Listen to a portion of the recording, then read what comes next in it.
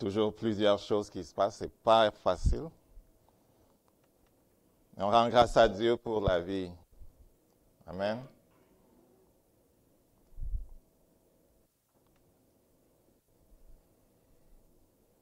On le bénit pour ce qu'il fait dans nos vies. Avant le message, je voudrais juste parler rapidement du ministère au Cameroun. On a des actions qui se font comme 2 fois par mois en direction des enfants de la rue. Nous savons que le cœur du Père est beaucoup porté vers les veuves, vers les orphelins. Et dans les rues, à Yaoundé, il y a plusieurs qui ont abandonné leur maison, qui ont été comme abandonnés par leurs parents, ou qui ont fugué pour toutes sortes de raisons, et qui vivent dans les rues. Celui que vous voyez, c'est Aboubakar. Il avait fui le nord où ses parents se trouvent. Sa maman était au champ un jour, et les amis lui ayant dit qu'il y a l'Eldorado dans le sud du pays. Il a sauté dans les wagons du train, s'est retrouvé à Yaoundé, et ce n'était pas ce qu'il pensait.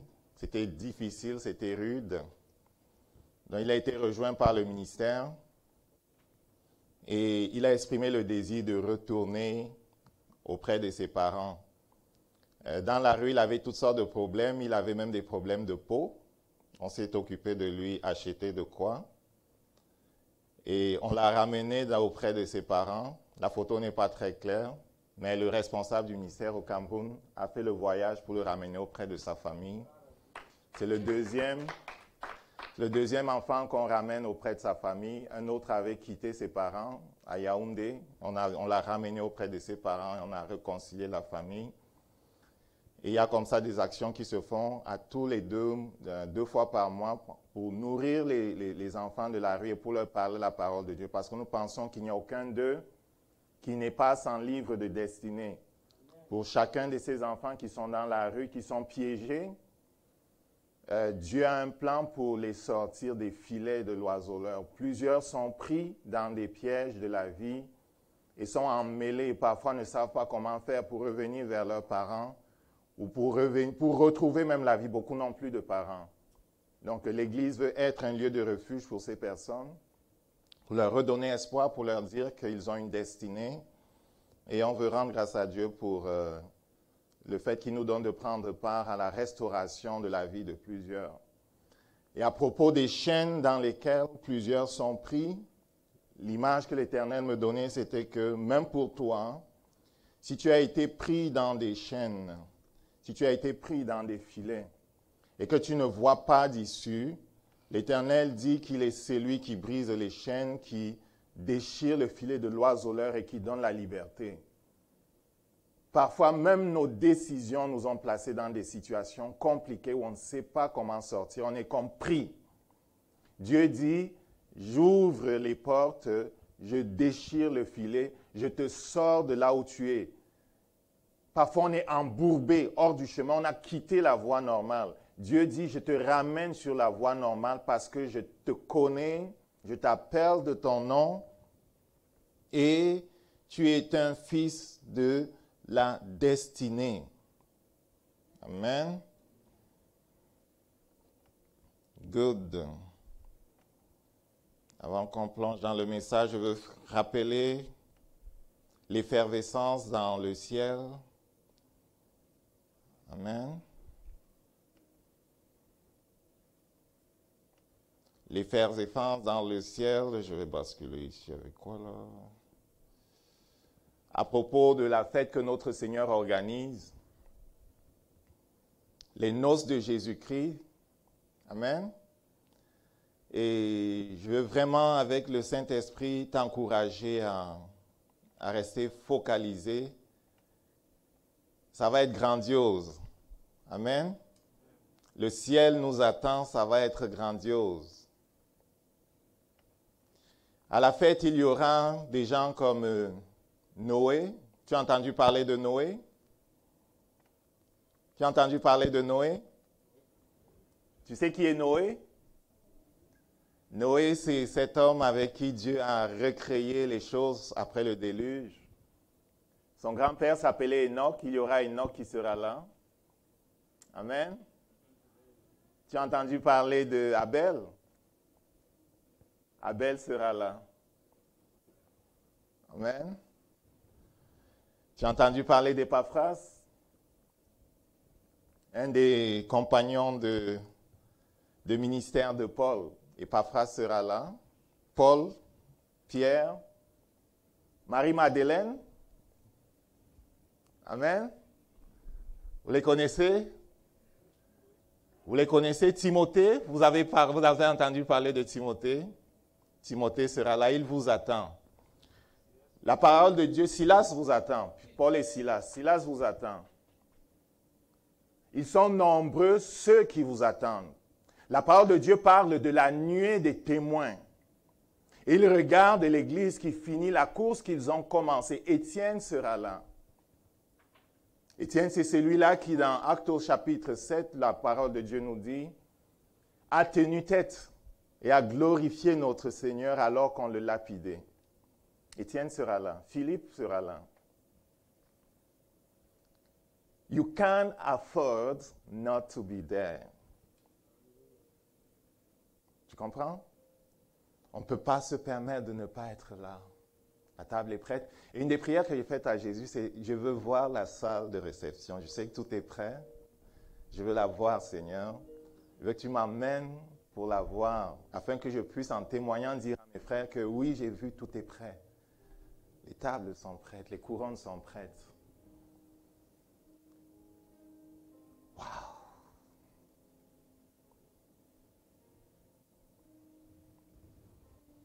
Est-ce que tu penses au ciel?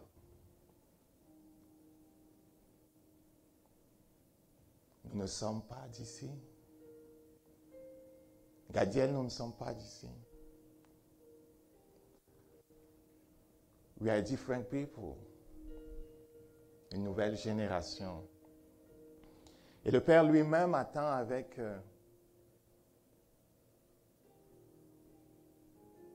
comment dire ça? Son cœur est comme tourné vers la terre. Dans Luc au chapitre 15, Jésus nous parle de la parabole de cet homme dont le fils cadet a quitté la maison. Lorsque le fils cadet revient à la maison, le père ne l'attend pas dedans. Le père est au dehors, il regarde, il l'attend. Et le Saint-Esprit me dit, c'est comme ça que le Père t'attend. Il se lèvera de ton trône. Il se lèvera de son trône pour t'accueillir. C'est comme ça que le Père t'attend.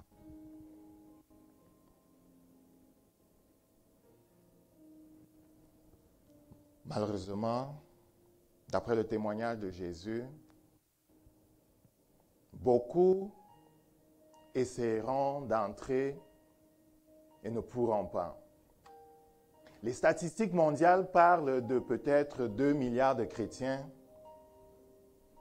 Si 10% entrent, c'est beaucoup. Quand Jésus dit « beaucoup chercheront à entrer, ne pourront pas », on ne comprend pas ce que Jésus dit, mais cela veut dire ce que cela veut dire.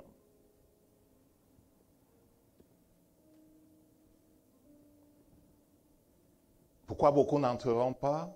Parce qu'ils auront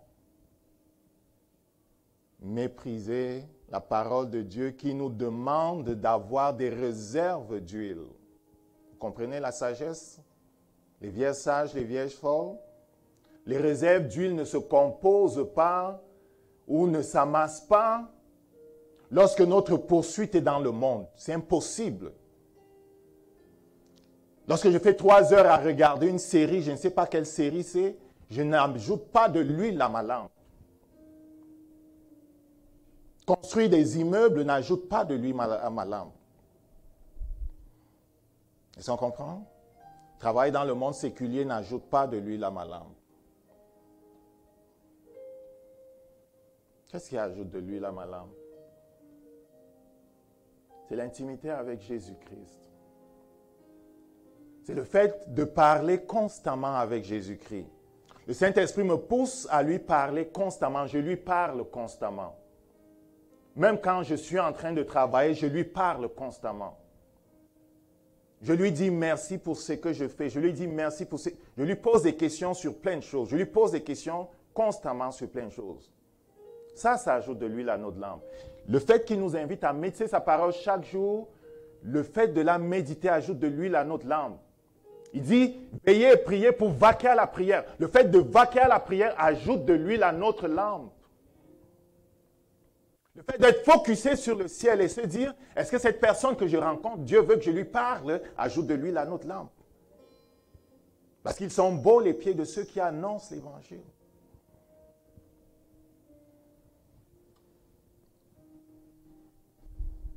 C'est une semaine de jeûne. Nous sommes rendus au mois 11. En début d'année, on rêvait tous d'être à un autre niveau sur le plan spirituel. Qu'est-ce qui s'est passé? Qu'est-ce qui s'est passé? Mais comme on a dit au début, Dieu ne nous condamne pas. Il veut que tu te relèves. Il veut que tu te relèves. Il veut que tu remettes de l'ordre dans ta vie.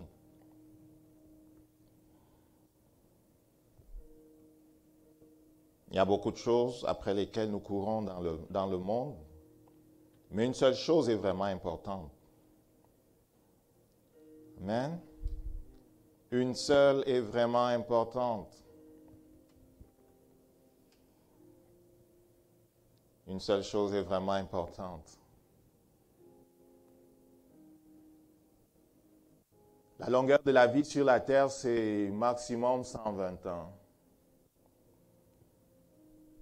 J'en suis rendu à 47. Et lorsqu'on a quitté nos tentes, ne te trompe pas là-dessus. Ce que tu vois, ce n'est pas tout. La réalité, c'est ce qui est dans ce que tu vois. Ce que tu vois, c'est la tente dans laquelle tu habites. Lorsqu'on a quitté nos tentes, on continue de vivre. Et les vraies choses commencent. Et quelqu'un disait, il n'y a pas d'athée en enfer. Aucun n'est athée en enfer. Tous croient. Et tous regrettent, demandant à Jésus la possibilité de revenir. Rares sont ceux qui reviennent. Vous comprenez? C'est maintenant qu'il faut vivre prêt. On se lève le matin, on pense qu'on va se coucher le soir. Beaucoup qui se sont levés ce matin, leurs tentes vont être déposées dans des morgues. Vous comprenez? Ils se sont levés le matin en joie, ils ont fait comme d'habitude, mais ils ne rentreront pas chez eux. Est-ce que vous savez ça? Ils ne rentreront pas chez eux. This is their last day and they don't know. No one knows. Personne ne sait. Oui, quelques personnes savent qu'ils ont une intimité avec Dieu. Il les prévient afin qu'ils mettent leurs choses en ordre. Et ils disent au revoir avant de partir. Quelques personnes savent qu'ils ont une intimité avec Dieu. Mais la majorité ne savent pas. Amen. Donc, s'il te plaît, reste focalisé sur le ciel et mets un point d'honneur à rechercher la face de Dieu. On n'est pas pour la terre, les amis. On est pour le ciel. Je prie qu'on monte tous. Amen. Je prie qu'on monte tous. Je prie qu'on monte tous. Le Saint-Esprit ne pourra pas emmener avec lui des gens qui sont remplis du monde. Je prie qu'on monte tous. Amen. Que le Seigneur nous aide. Ce n'est pas pour t'accuser, ce n'est pas pour faire quoi que ce soit, mais c'est pour que l'on comprenne que je ne peux pas me taire. C'est pour ça que quand j'ai rendu visite la dernière fois avec ma maman pour son rendez-vous annuel avec le médecin, il dit, Mike, voici la deuxième fois que je rencontre ce chirurgien, machin là. Et la prochaine visite, ce n'est que dans 1 an. Qui me dit que je vais le voir dans 1 an? Le Saint-Esprit a commencé à bouger en moi. j'ai ouvert ma bouche pour parler, pour lui prêcher l'évangile, pour prophétiser même sur sa vie. Et lui de me dire que très tôt dans sa vie, il a connu le Seigneur, dans les années, il avait comme 15-16 ans, et ça lui a coûté toutes sortes de difficultés, de problèmes avec sa famille, mais il n'a pas lâché. Et sa vie est entre les mains de Jésus. On s'est bénis mutuellement. Le prochain patient attendait. On a prié ensemble avant de partir. Amen. Ne ferme pas ta bouche. Ne ferme pas ta bouche. Ton collègue a besoin d'entendre. Il faut offrir simplement. Tu offres. Tu as compris? Tu offres simplement et tu enlèves son sang de ta tête. Parce qu'il dit que si c'est lui que j'ai mis sur la tour de la ville pour qu'il sonne la trompette, lorsqu'il voit venir l'ennemi, ne sonne pas la trompette, le méchant va mourir, je lui demanderai le prix du sang du méchant qui va mourir. Par contre, si tu as sonné la trompette et que le méchant n'a pas entendu, tu as lavé son sang de ta tête. Ce n'est plus ton problème. Amen. Passez pas du temps à parler juste des niaiseries avec vos amis, des choses de ce monde. Trouvez la place pour leur parler de Jésus. Amen. Jésus était dans le monde, mais il ne passait pas du temps à parler de football, de soccer, de la lutte, de la course, des chevaux et toutes ces affaires-là. Non, non, non, non, non, non. Il leur parlait de Jésus. Quand il était avec les prostituées, il leur parlait du royaume de Dieu. Voilà, il leur parlait du royaume de Dieu. Quand il était avec les percepteurs d'impôts, il leur parlait du royaume de Dieu. Il n'était pas en train de parler d'autre chose là, vous comprenez? Père, nous avons besoin de ta grâce pour vivre centré et pour ne pas avoir honte de l'Évangile, afin que le rôle que tu nous as donné, à savoir celui d'être le sel, la lumière et la porte vers toi, ce rôle, Seigneur, soit accompli par chacun de nous. Merci parce que tu nous as donné le Saint-Esprit qui nous fortifie. Merci parce que tu nous as donné le Saint-Esprit qui vit en nous et que nous voyons ta gloire. Le royaume de Dieu va être établi par nos vies et nous sommes contents de cela. Et les ténèbres vont reculer parce qu'ils ne régneront pas toujours. Et c'est notre temps, Seigneur, de proclamer ta parole, de parler de ton amour et d'établir ton royaume. Et nous te bénissons pour ta présence dans nos vies. Au nom de Jésus-Christ. Amen. Ce matin, nous continuons de parler des manifestations du Saint-Esprit. Nous allons nous attarder sur la première manifestation de puissance. On a vu les manifestations de révélation. On a vu les manifestations d'expression. Et on parlera aujourd'hui du groupe de puissance.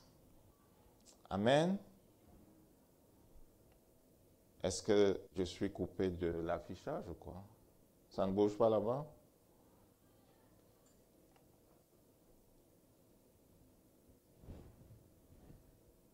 Ah là là. Un instant.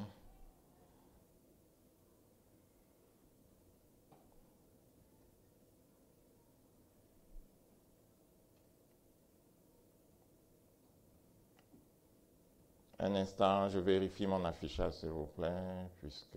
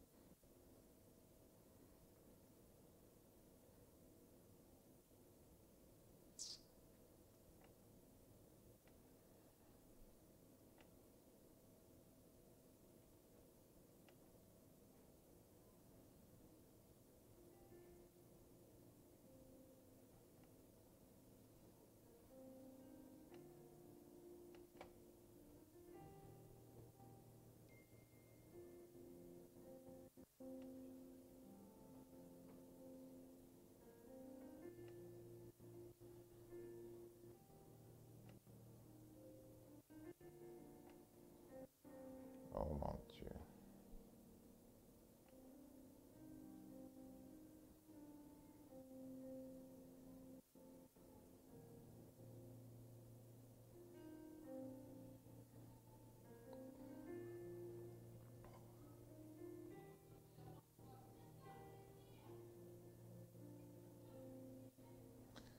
Donc, les manifestations de puissance, il y en a trois. La foi, les miracles et les dons de guérison. Toutes ces manifestations viennent d'un seul et même esprit que nous recevons lorsque nous faisons alliance avec Dieu par Jésus-Christ. Lorsqu'il leur avait posé la question, que ferons-nous, hommes frères? Pierre a répondu, repentez-vous et que chacun de vous soit immergé au nom de Jésus pour le pardon de ses péchés et vous recevrez la promesse. C'est le Saint-Esprit qui venant en nous se manifeste. Et il se manifeste pourquoi? Parce que il veut établir le royaume de Dieu. Il vient sur nous pourquoi? Parce que nous sommes envoyés. Jésus avait dit, comme le Père m'a envoyé, moi aussi je vous envoie. Et Jésus qui avait été envoyé n'a pas été envoyé dans la puissance de la chair et du sang.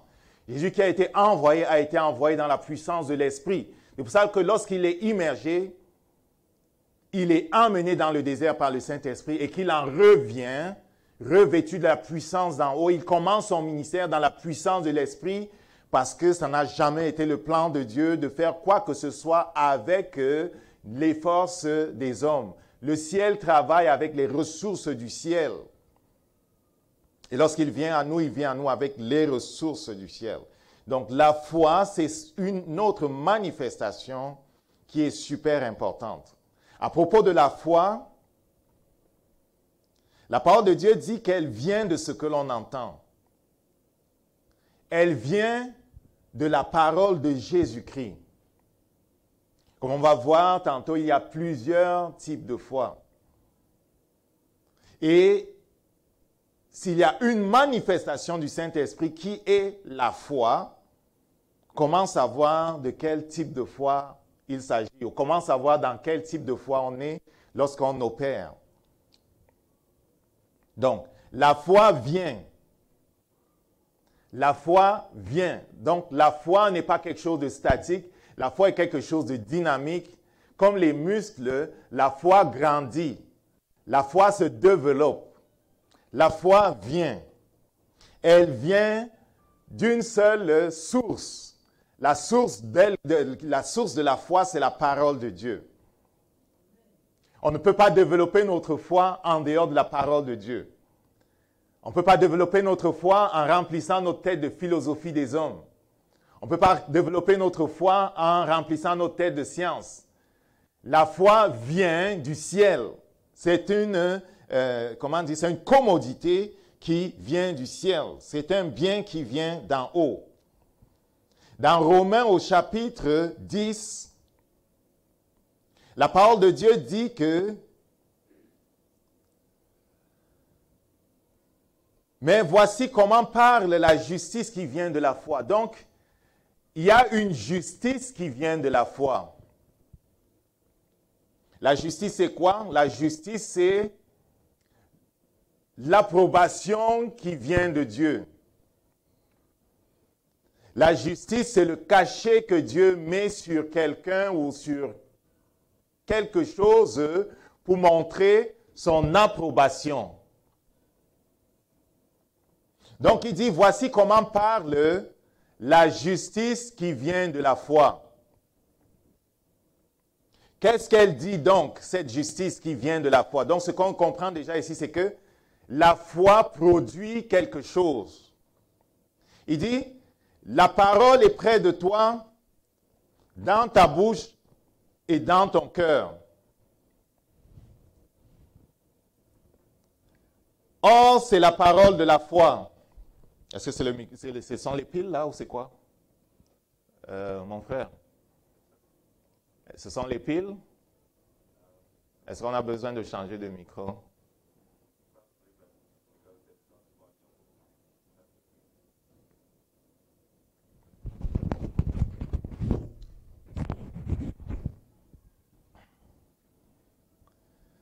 c'est la parole de la foi que nous prêchons.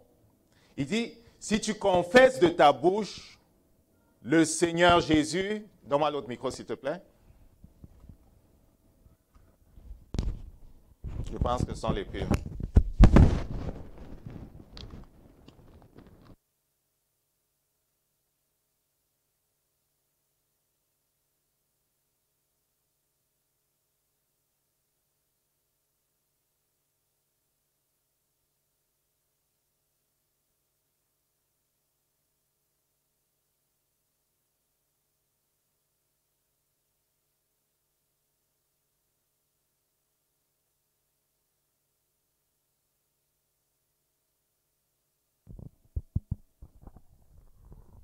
Excusez-moi, je n'aime pas être distrait par des choses. Il dit,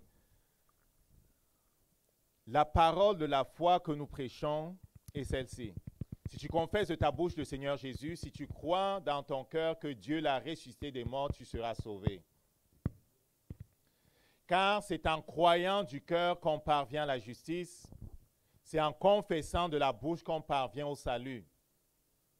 Donc ici est révélé, en fait, la foi qui sauve, si tu veux. Parce que il y a plusieurs types de foi, dépendamment de la révélation sur laquelle on s'est appuyé. Comme la révélation de Dieu est vaste, lorsque l'homme s'appuie sur une révélation particulière de Dieu, eh bien, est manifesté dans sa vie ce que proclame cette parole de Dieu. Ainsi, il y en a qui ont reçu la révélation à propos de la justification par la croix de Jésus-Christ et qui ont été sauvés, ils ont reçu la justification qui est attachée au message du salut. Mais ils n'ont pas entendu les autres messages de Dieu et donc ils n'ont pas été capables d'avoir la foi dans ces autres messages qu'ils n'ont pas entendus. Mais ce qui est révélé ici, c'est que la foi vient. Et maintenant, l'homme est capable de croire lorsqu'il a entendu un message particulier. Jésus-Christ qui avait à cœur que notre foi soit parfaite, que notre foi soit complète, disait à ses disciples, enseignez-leur à garder tout, que quelqu'un dise avec moi tout.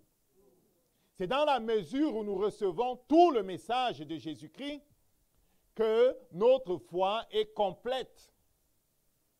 Si on n'a pas reçu tout le message de Jésus-Christ, et le seul message que nous avons reçu est celui du salut, eh bien, nous croirons au salut, mais nous ne croirons pas au ministère des anges, nous ne croirons pas au don du Saint-Esprit, nous ne croirons pas aux autres choses, parce qu'on n'a pas entendu parler des autres choses.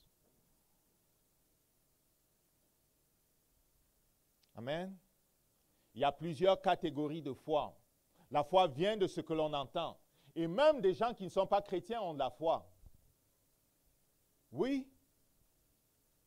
Oui. Il y a une foi qui est sensorielle. Il y a une foi qui s'appuie sur le témoignage des sens. Et les hommes qui ne connaissent pas Dieu ont cette foi-là. Amen. Vous êtes tous assis sans vérifier si votre chaise allait vous retenir. Parfois, les gens se jettent dans leur fauteuil, ils ne se posent pas de questions. Pourquoi? Parce qu'ils ont expérimenté le fait que le fauteuil est suffisamment fort pour les porter, ou leur chaise pour les porter. Jusqu'au jour où quelqu'un s'asseyant est surpris de voir qu'un pied de sa chaise était brisé et puis se retrouve par terre. Lorsque nous entrons dans des avions, c'est parce que nous avons foi qu'ils vont décoller et réatterrir. C'est la foi sensorielle. Amen. C'est la foi sensorielle. C'est cette foi que Thomas a exprimée lorsqu'il disait, si je ne vois pas les trous dans ses mains, si je ne mets pas mes mains dans son côté, je ne vais pas croire. C'est la foi qui veut toucher et croire. C'est la foi qui est basée sur nos sens. Et tu n'as pas besoin d'être chrétien pour cette foi-là. Tous les gens ont cette foi-là.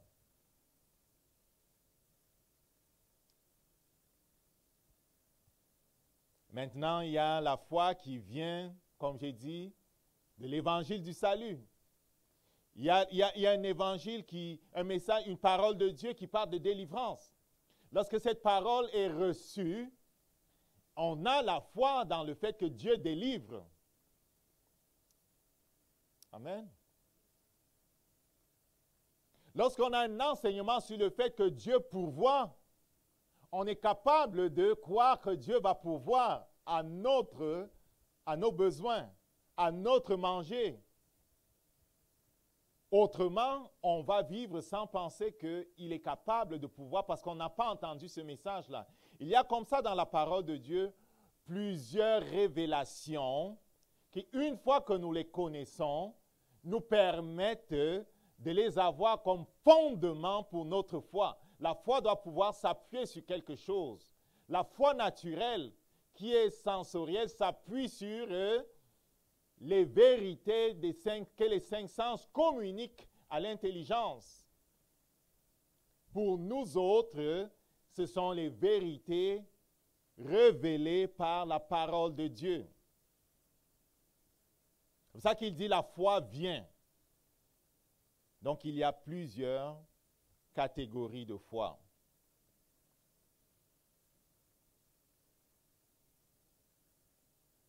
Mais Dieu veut que nous ayons une foi complète. Dieu veut que dès qu'il nous a révélé quelque chose, on le met en pratique, on le possède, et on ajoute la foi à ça, qu'on grandisse dans notre foi. En sorte que, ayant mis notre confiance dans toute sa révélation, notre foi devient complète.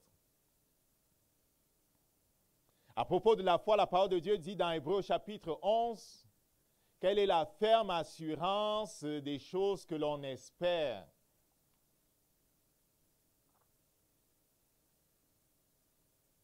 Elle est la démonstration de ce que l'on ne voit pas.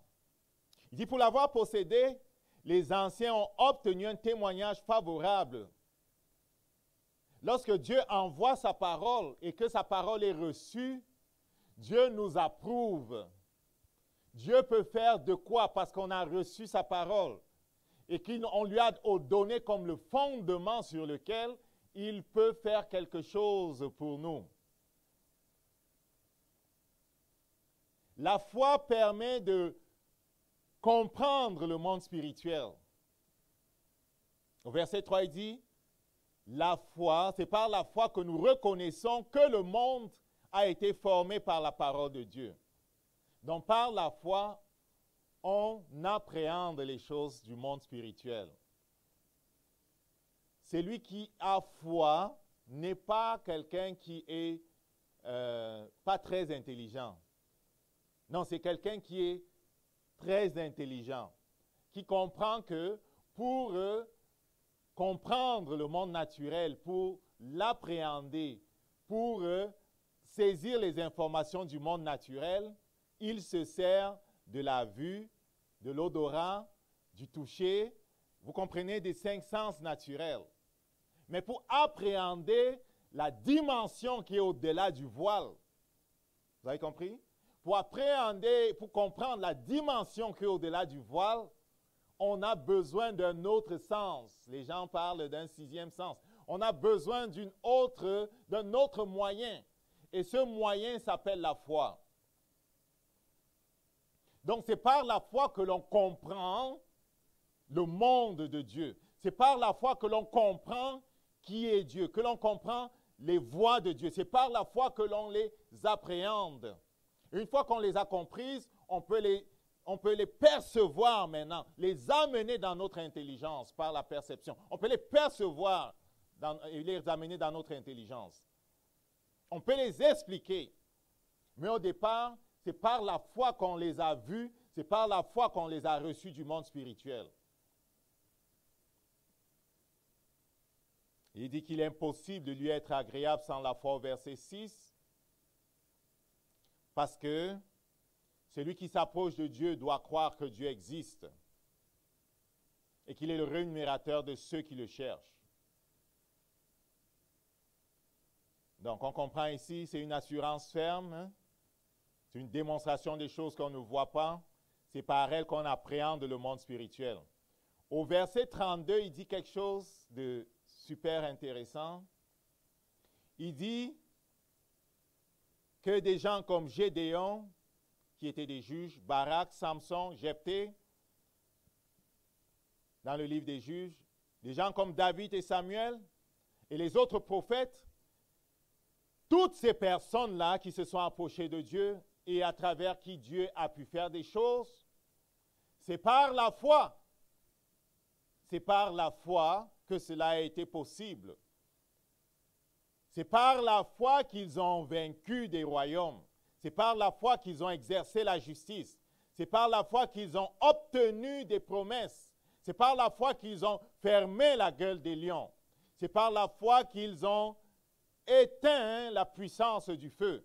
C'est par la foi qu'ils ont échappé au tranchant de l'épée, qu'ils ont guéri les malades, qu'ils furent des vaillants guerriers, qu'ils ont mis en fuite des armées. Et si tu lis la suite, il va même parler de ceux qui, par la foi, ont accepté le bûcher, par la foi ont accepté l'épée, par la foi ont accepté la mort.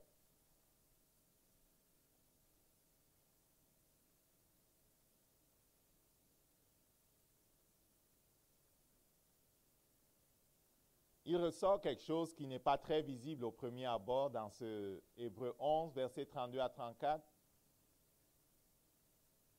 C'est que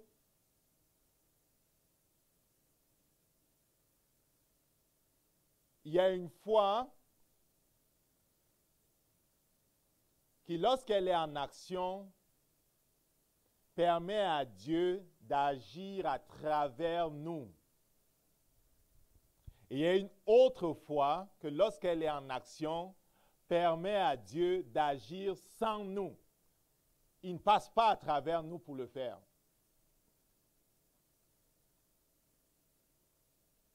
Est-ce qu'on comprend ça? Il y a une fois, par exemple, pour le cas de David, pas David, comment il s'appelait?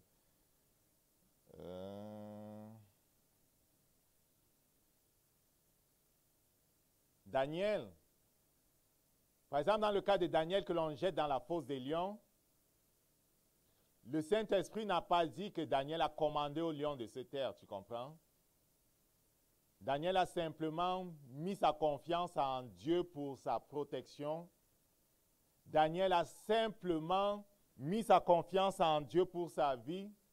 Il a dit, ma vie entre les mains de Dieu. S'il veut que je m'en aille, je n'ai pas de problème. S'il veut que je vive, je vais vivre.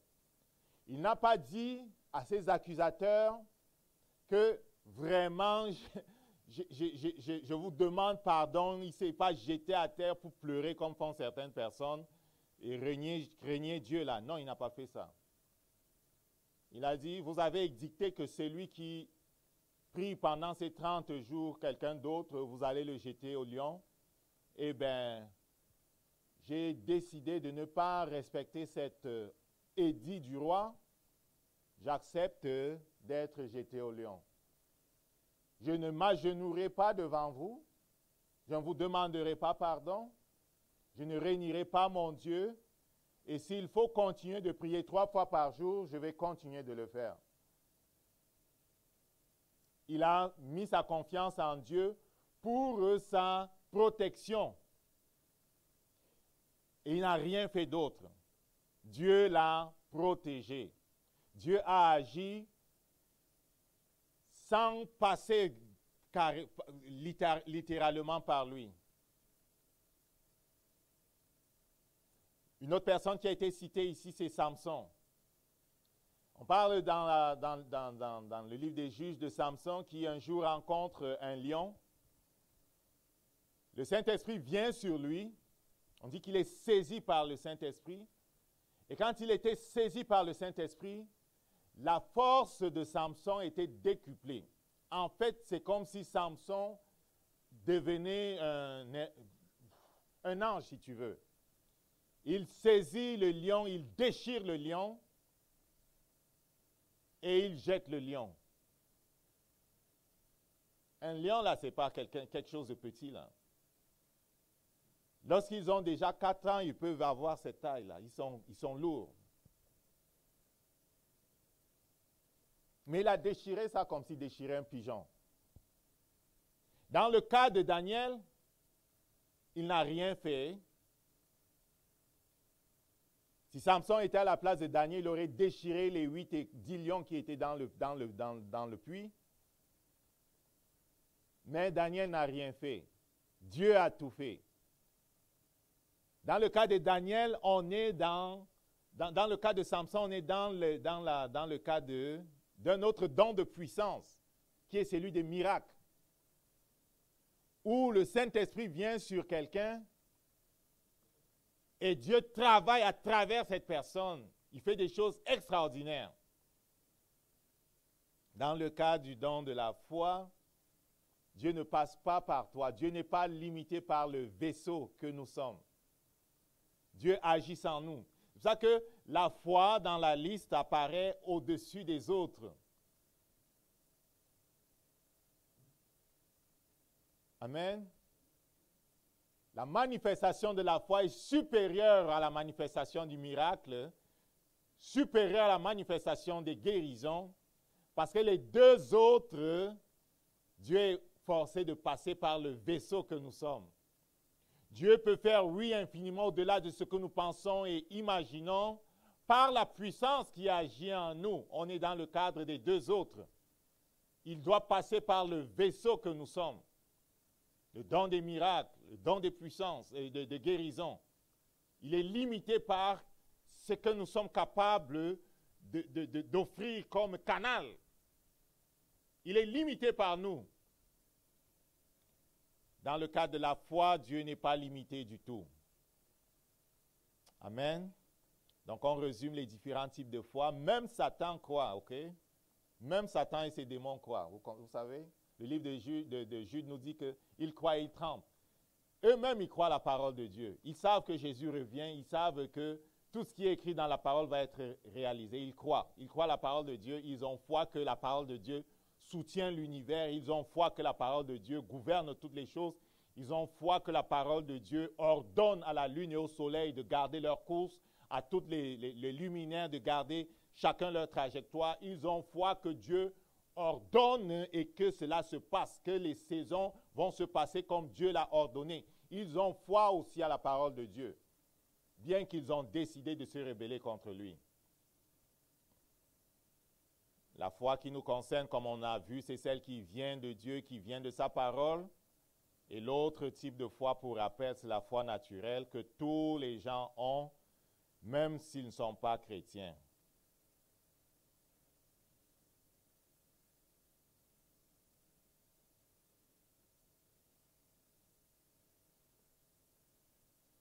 La foi est un don de Dieu. Dieu donne à chacun de nous une mesure de foi, une mesure de foi. Amen. La parole de Dieu dit que c'est un don de Dieu. La foi basique, là, c'est un don de Dieu. Dieu la donne à chacun de nous. Ça fait partie de notre nouvelle nature. Un peu comme tu as des muscles, on en a tous, c'est combien, 500 combien? On a tous 208 os, on a tous environ 500 et quelques muscles. Tout le monde a le même nombre d'os, tout le monde a le même nombre de muscles. Chaque chrétien a une mesure de foi. Nous dit Romains 12 au verset 3.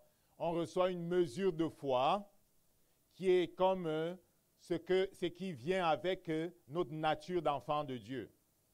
La foi qui est dans les dons de manifestation n'a rien à voir avec la mesure de foi que nous recevons, qui est une foi qui vient et qui grandit.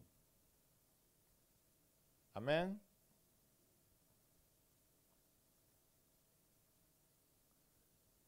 C'est pour ça que j'ai parlé de la foi de Dieu. Certains parlent de la foi particulière, parce qu'elle est différente de la mesure de foi que nous recevons et que nous développons comme on développe les muscles. C'est une foi que lorsqu'elle vient, elle est parfaite. C'est une foi que lorsqu'elle vient pour une situation particulière, elle reste avec nous jusqu'à ce que la situation particulière ait été réglée. Et après, elle se lève. Vous comprenez? Les manifestations du Saint-Esprit, là, c'est quelque chose qui te saisit et après, ça se lève, si tu veux. Ce n'est pas tout le temps que l'onction de guérison coule de nos mains. Ce n'est pas tout le temps. C'est comme actionner au moment où on en a besoin. Et après, ça cesse de couler. Dieu ne gaspille pas les choses. Tu as compris? Ce n'est pas tout le temps aussi que les gens sont dans la foi particulière. Ça vient pour une saison, ça vient pour un cas, ça vient pour quelque chose et ça se lève après. Par contre, la mesure de foi qu'on a reçue, on l'a toujours avec nous. Et on la développe par la prière, par la méditation, par la vie avec Dieu. Par contre, le Saint-Esprit, il est en nous. Il est toujours là. Et à tout moment, il peut décider de manifester la parole de connaissance, la parole de sagesse. Il peut décider de manifester le discernement des esprits. Il peut décider de manifester l'une des 9 manifestations qui sont listées dans 1 Corinthiens 12. Mais ne sont pas permanemment en manifestation. Par contre, le Saint-Esprit, lui, il est permanemment là. En sorte que, comme nous savons qu'il est permanemment là, nous pouvons nous attendre à ce que si on a besoin, et il va la manifester, cette manifestation particulière. Amen. C'est dans ce minding, c'est dans cette attitude que nous devons être, à savoir, le Saint-Esprit est permanemment avec nous et il peut se manifester et il va se manifester si on a besoin par la foi particulière et elle ne va se lever que lorsqu'on aura le résultat de ce pourquoi il s'est levé, il s'est manifesté.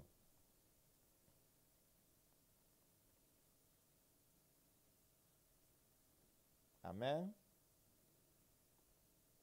Donc, c'est la foi de Dieu. C'est un peu ce que Jésus essaie de nous enseigner lorsqu'il dit « Ayez la foi de Dieu ». C'est de cette foi-là qu'il parle. Ce n'est pas la mesure de foi. Ayez la foi de Dieu. On doit aspirer à fonctionner à la même dimension que Dieu. Ayez la foi de Dieu. C'est la foi qui détruit les montagnes. Dieu le fait pour nous, sans nous.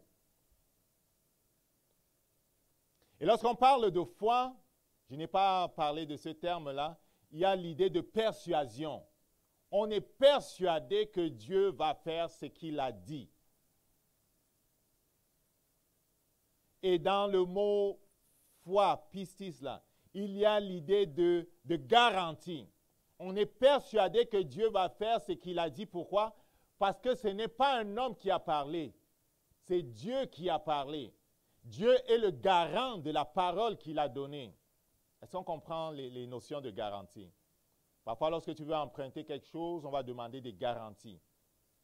Parfois, avant de te donner ci et ça, surtout les prêteurs privés, ils vont prendre ci et ça. Gardez telle montre, telle affaire. Et lorsqu'il a l'assurance qu'il a l'équivalent de ce qu'il te prête, il va te dire maintenant tu t'en vas. Quand tu vas ramener mon affaire, je vais te donner ce que tu as laissé en garantie. Il y a l'idée de garantie. Dieu garantit sa parole lui-même. Si Dieu est celui qui garantit sa parole,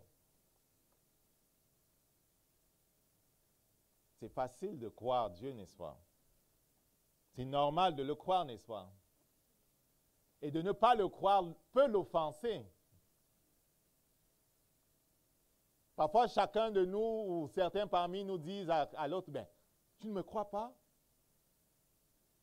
Parfois, on dit, écoute là, dis non, vire-moi $1000, là, je vais te remettre ça dans 2 semaines.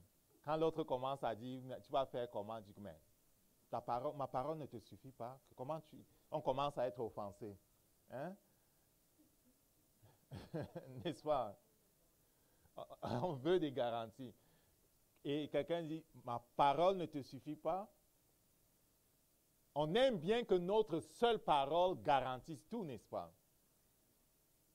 N'est-ce pas? On aime que notre seule parole garantisse tout. Et le handshaking que tu vois là, c'était la seule chose que les gens donnaient dans le passé. Parce que c'était des gens d'honneur et ils secouaient la main pour dire que j'ai parlé, tu peux prendre ma main, je vais faire ce que j'ai dit. C'est ça, non? Si tu étudies pourquoi les gens shakaient la main, c'est une façon de signer leur parole. Ils garantissaient ce qu'ils avaient dit. Ils donnaient la main pour dire, tu peux me faire confiance, je vais faire ce que j'ai dit. Mais c'est sûr qu'on les connaît. Hein. Souvent, à l'heure de rembourser, il n'est pas là, il ne t'appelle même pas. Il se cache, tu appelles, il ne décroche plus. Il dit, ouais, je n'entends pas. Oh, ouais, il n'y a pas le réseau. Bon. Mais Dieu n'est pas comme ça. Dieu garantit sa parole. Amen. On le voit avec Abraham lorsqu'il visite Abraham et qu'il leur parle. Dieu veut les amener dans la foi de Dieu. Dieu leur parle et puis Sarah se met à rire. Sarah se met à rire et Dieu dit, pourquoi Sarah a-t-elle ri? Elle était cachée dans la maison, hein, elle riait en elle en disant que oh, mon Seigneur a 99 ans, moi je suis dans les 79. Non, il y avait 10 ans de différence. Je suis dans les 89. Est-ce qu'on peut encore avoir du plaisir? Elle a ri dans son cœur. Dieu, parlant à Abraham, dit, pourquoi Sarah rit? Après, il dit, non, je n'ai pas ri. Mais après, quand même, Dieu les a aidés à entrer dans la foi de Dieu. Parce que le témoignage que Dieu fait de Sarah, plus tard, dans ce qu'on a lu dans 1 Corinthiens 12, là au verset, Hébreux 11, verset 11, et qu'elle a eu foi en Dieu et que Dieu a pu faire pour elle ce que Dieu avait dit. Abraham aussi, on parle de lui comme quelqu'un pour qui Dieu a pu faire pour lui ce que Dieu avait dit. Parce qu'il était persuadé au-delà de ce que ses yeux voyaient. Mais ce n'est ni l'un ni l'autre qui ont fait ce que Dieu avait dit.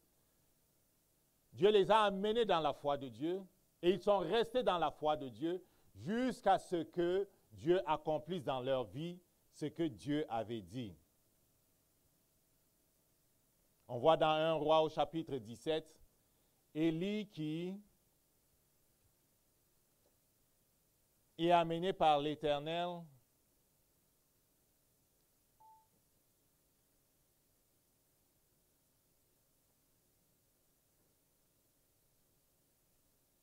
Dieu demande à Élie de se cacher, 1 Roi au chapitre 17, de se cacher quelque part dans une caverne auprès d'un ruisseau. Il devait boire l'eau du ruisseau. Et Dieu lui dit, j'ai ordonné au corbeau de te nourrir. Tu imagines ça? Dieu te dit, ne recherche de ressources de personne, va te cacher là-bas. J'ai ordonné au corbeau de t'apporter de la nourriture. Amen. Il y a la parole de Dieu, oui, qui vient, mais Dieu te donne la grâce de croire la parole de Dieu. Parce que les corbeaux, là, sont des animaux qui mangent tous les jours. Il y a certains animaux, là, c'est comme s'ils sont nés pour manger. Ils sont toujours en train de manger quelque chose. Et on te dit, c'est lui, là, qui va te ramener la nourriture. Amen. Donc, le Saint-Esprit est venu sur Élie pour qu'il puisse croire et s'attendre à ce que matin, soir, les corbeaux lui apportent du pain et de la viande. Je ne sais pas pendant combien de temps cela s'est fait. Ensuite, il quitte de là, c'est la foi de Dieu. C'est la foi particulière, c'est la manifestation de la foi particulière. Parce que Dieu le fait sans l'aide d'Élie. Il donne sa parole et tu mets simplement ta foi dans sa parole et il agit pour toi. Dieu fait quelque chose pour toi sans toi. Oui, il t'a donné sa parole, mais il ne passe pas par toi pour le faire. Ce n'est pas Élie qui a commandé au corbeau. C'est Dieu qui a commandé au corbeau. Vous comprenez la différence? Dans le miracle, tu commandes à la situation. Tu parles au lion, tu dis lion, tu fermes ta bouche. Il ferme sa bouche. Ça, c'est le miracle. Je vous ai parlé du témoignage de ces hommes qui étaient allés pêcher. Quelqu'un a perdu son hameçon qu'il aimait.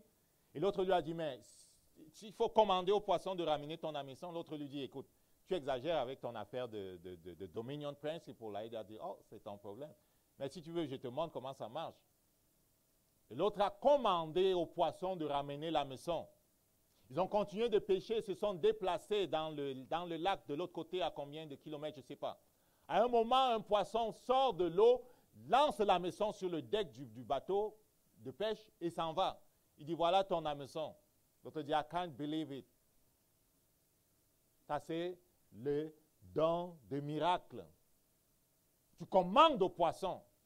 Tu commandes au serpent. C'est le don de miracle. Mais ici, Élie n'a pas commandé au corbeau.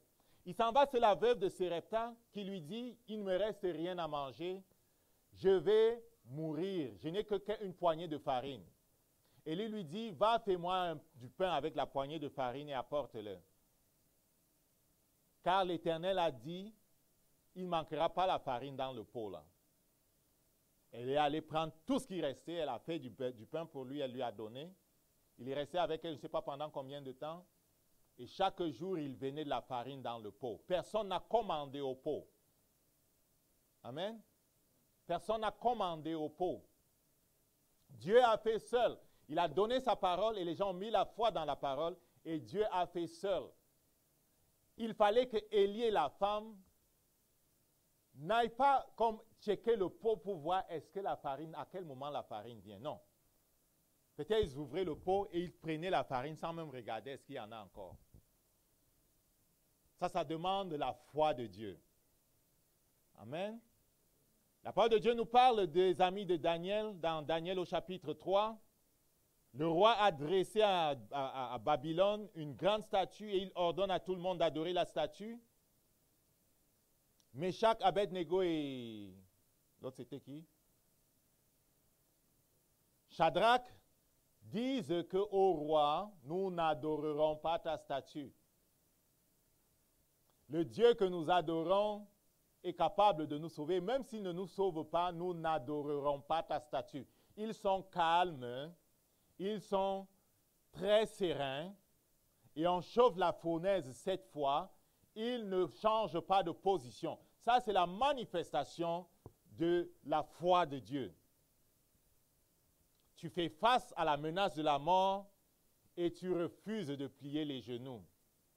C'est la foi de Dieu qui vient sur les martyrs lorsque on dit qu'on va les brûler et ils ne renient pas Dieu. On les lance au lion, ils ne renient pas Dieu. C'est la foi de Dieu qui vient sur eux. Plusieurs ont renié Jésus au dernier moment. Parce qu'on avait mis un pistolet sur leur tête. On dit, tu renies Jésus ou on tire. Ils ont renié Jésus en pleurant. Amen. Et ça, c'est un témoignage vrai. Il y a quelqu'un qui avait été saisi par un esprit, possédé d'un esprit. Et il vient vers un chrétien. Il dit, tu renies Jésus ou je te tue. Le chrétien se met à trembler comme une feuille, à pleurer, à pisser, à s'agenouiller pour demander pardon. Il dit, si tu ne renies pas Jésus, je te tue. Il a renié Jésus, on a tiré pareil. Il est descendu en enfer. Il est descendu en enfer. On voit la foi particulière avec Daniel, on a vu. On voit la foi particulière aussi avec Paul et puis c'est Paul et Silas. On les jette en prison. Ils sont calmes. Ils ont confiance que Dieu les protège. Ils se mettent à louer, ils ne s'inquiètent pas. Ils sont dans la foi. Dieu ouvre la porte pour eux. On voit la foi particulière dans le cas de Pierre. Pierre est jeté en prison. On a décidé qu'il va mourir. Hérode venait de tuer Jacques, le frère d'André, et avait décidé de tuer, de décapiter l'église de Jérusalem, avait décidé de tuer Pierre. Pierre est en prison, on doit le décapiter le lendemain. Pierre se couche et dort. C'est ça qui est écrit dans la parole, n'est-ce pas? Pierre se couche et dort et l'ange vient trouver Pierre en train de dormir. Parce qu'il était dans la foi. Jésus lui avait dit dans Jean au chapitre 21, « Lorsque tu seras vieux, quelqu'un tiendra ta main et t'amènera là où tu ne veux pas aller. » Et il avait posé la question, « Qu'est-ce qui arrivera de Jean ?» Jésus de lui répondre, « C'est quoi ton problème avec Jean? Toi, occupe-toi de ce qui te regarde. » C'est moi qui paraphrase. Mais Jésus lui avait dit, « Lorsque tu seras vieux, Hérode a dit devant le conseil où il était passé, « Tu vas mourir demain. » Qu'est-ce qu'il a choisi de croire? Il a choisi de croire Jésus qui avait dit, lorsque tu seras devenu vieux. Il s'est couché, il s'est endormi. L'ange est venu agir en sa faveur. Dans la foi particulière, la foi de Dieu, c'est cette foi que le Saint-Esprit va nous donner dans des situations spéciales où notre foi naturelle ne suffit pas pour pouvoir agir à travers nous. Josaphat l'a expérimenté aussi. Il était menacé par une coalition de 5 armées. 5 armées, c'est beaucoup contre toi seul. La prophétie est venue en disant, ne vous inquiétez pas, ce combat n'est pas votre combat, c'est moi qui va combattre pour vous. Demain, sortez simplement et louez-moi, et vous allez voir ce que je vais faire. Ils ont choisi de croire Dieu, Ils sont sortis le lendemain. Les Lévites menaient le devant étaient devant eux. Ils chantaient l'Éternel. Ils louaient l'Éternel. Ils n'avaient pas mis leur confiance dans les javelots et dans les lances et dans les épées et dans leurs boucliers. Ils louaient simplement l'Éternel. Et l'Éternel a fait que les 5 armées coalisées se mettent à se battre les uns contre les autres et ils se sont détruits complètement. La foi particulière, c'est cette foi que le Saint-Esprit, dans certaines circonstances, va faire venir sur nous pour qu'il puisse faire pour nous ce que nous ne sommes pas capables de faire, nous protéger, pourvoir à nos besoins ou même accomplir un miracle extraordinaire. Et nous devons nous attendre à cette manifestation de puissance qui est la manifestation la plus élevée parce qu'elle permet à Dieu de travailler pour nous, mais sans passer par nous. Amen. Pourquoi on s'étend sur toutes ces choses-là? Ça a l'air d'être comme compliqué et tout ça. C'est parce qu'à quelque part, il a dit que l'on périt parce qu'on n'a pas de connaissance. Parfois, c'est parce qu'on n'a pas compris comment ça marche que l'on a été bloqué. Mais le Saint-Esprit veut que tu comprennes que, alors qu'il nous envoie, parce que Jésus a dit, allez, faites de toutes les nations des disciples. Alors qu'il nous envoie, il nous donne les moyens du ciel. Vous avez compris? Dieu te donne les moyens du ciel. Ces moyens sont dans le Saint-Esprit qui est venu. Le Saint-Esprit est pour tous. Est-ce qu'on a compris? Le Saint-Esprit est pour tous.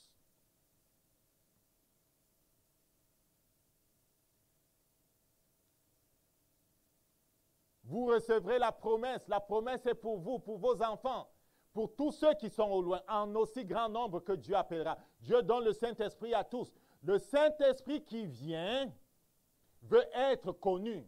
Le Saint-Esprit qui vient veut être honoré.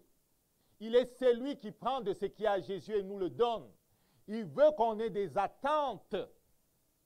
Il veut que l'on ait des attentes. Il veut qu'on le connaisse. Jésus a dit de lui qu'il est l'autre consolateur. Jésus a dit de lui qu'il est notre défenseur. Jésus a dit de lui qu'il est celui qui va nous enseigner toutes choses. Il y avait beaucoup de choses qu'il avait à leur dire et il n'était pas capable de recevoir. Jésus a dit, lorsque sera venu le Saint-Esprit, il va vous enseigner toutes choses. Le Saint-Esprit nous enseigne toutes choses pour que de la même façon que Moïse criait à Dieu que si j'ai trouvé grâce à tes yeux, fais-moi connaître tes voies, afin que je trouve encore plus grâce à tes yeux. Qu'est-ce que cela veut dire? Afin que je collabore encore mieux avec toi. Nous aussi, connaissant mieux Jésus, connaissant mieux le Saint-Esprit, on va mieux collaborer avec eux. Vous comprenez?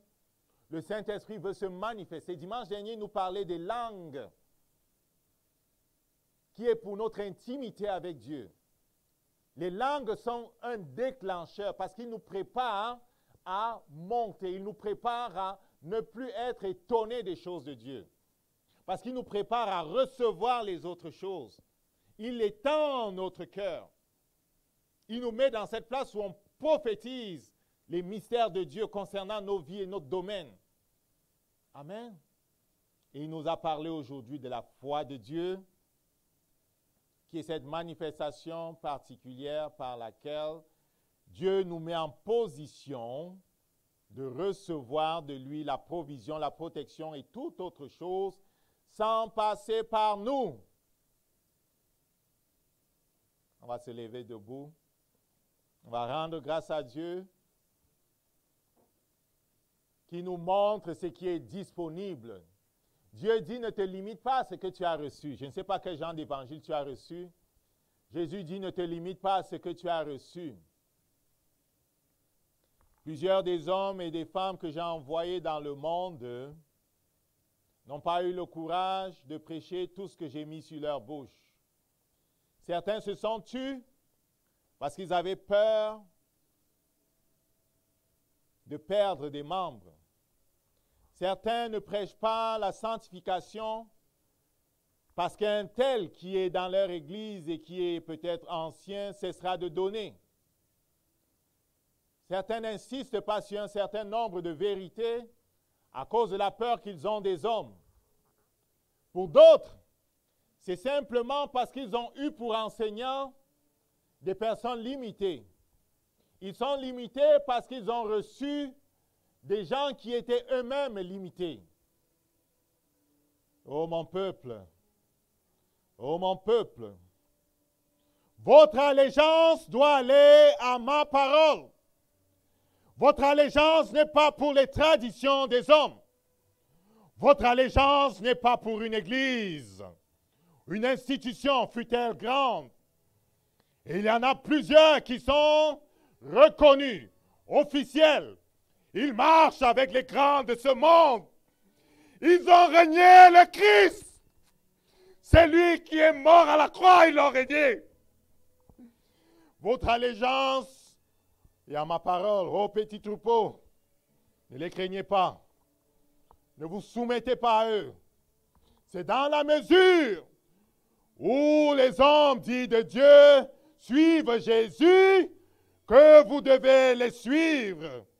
Car il est écrit, soyez mes imitateurs comme je suis de Christ. Ô petit troupeau, ne les suivez pas aveuglément. Vous avez ma parole pour standard.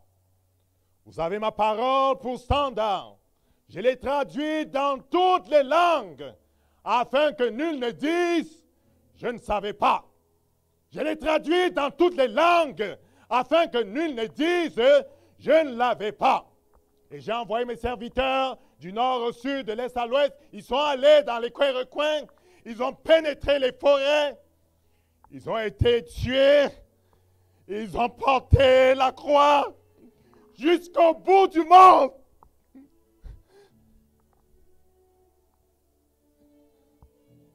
Afin que nul ne dise, je ne savais pas. Et j'ai donné mon esprit. J'ai donné mon esprit. J'ai donné mon esprit à l'Église, afin que mon Église ne manque pas de défenseurs sur la terre. J'ai donné mon esprit, afin que mon Église soit forte sur la terre. J'ai donné mon esprit, afin que mon Église soit en connexion avec le ciel. J'ai donné mon esprit, parce que ce n'est pas mon esprit que ma parole avancera. Ce n'est pas mon esprit que ma parole sera établie.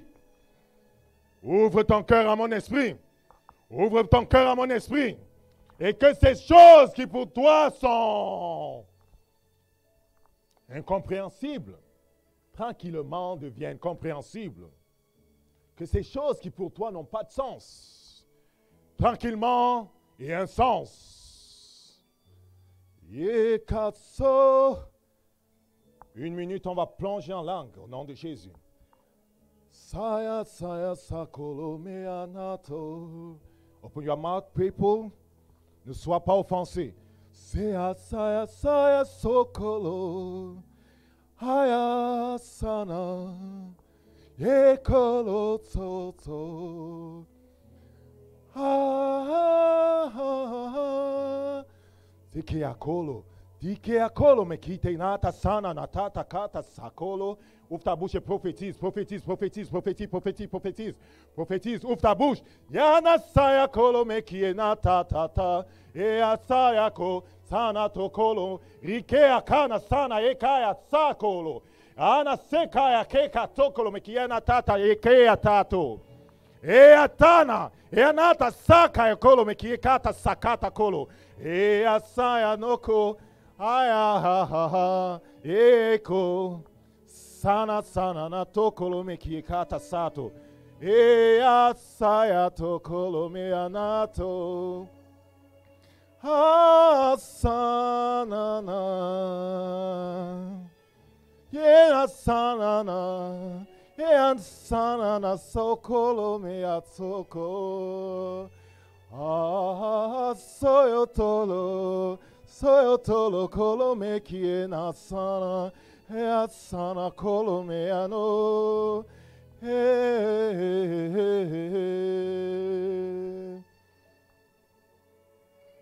Oui, mon fils,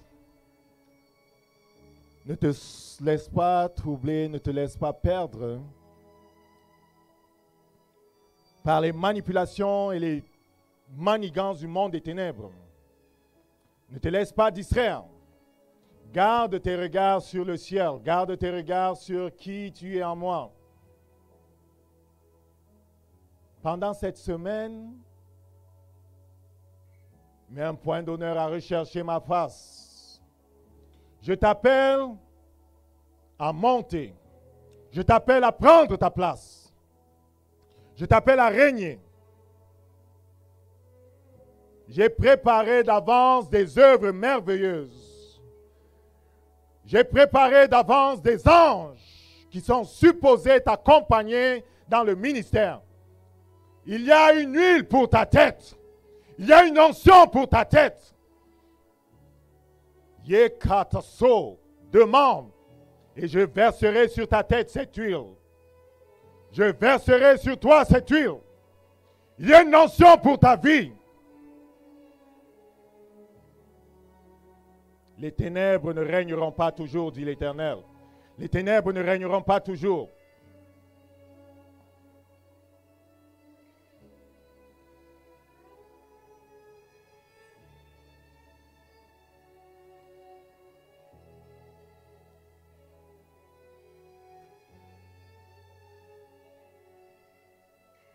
Merci Jésus.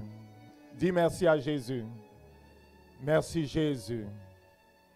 Jésus, je reçois ce que tu as pour moi. Jésus, je te remets à la première place. Je reçois ce que tu as pour moi. Père, je fais la promesse.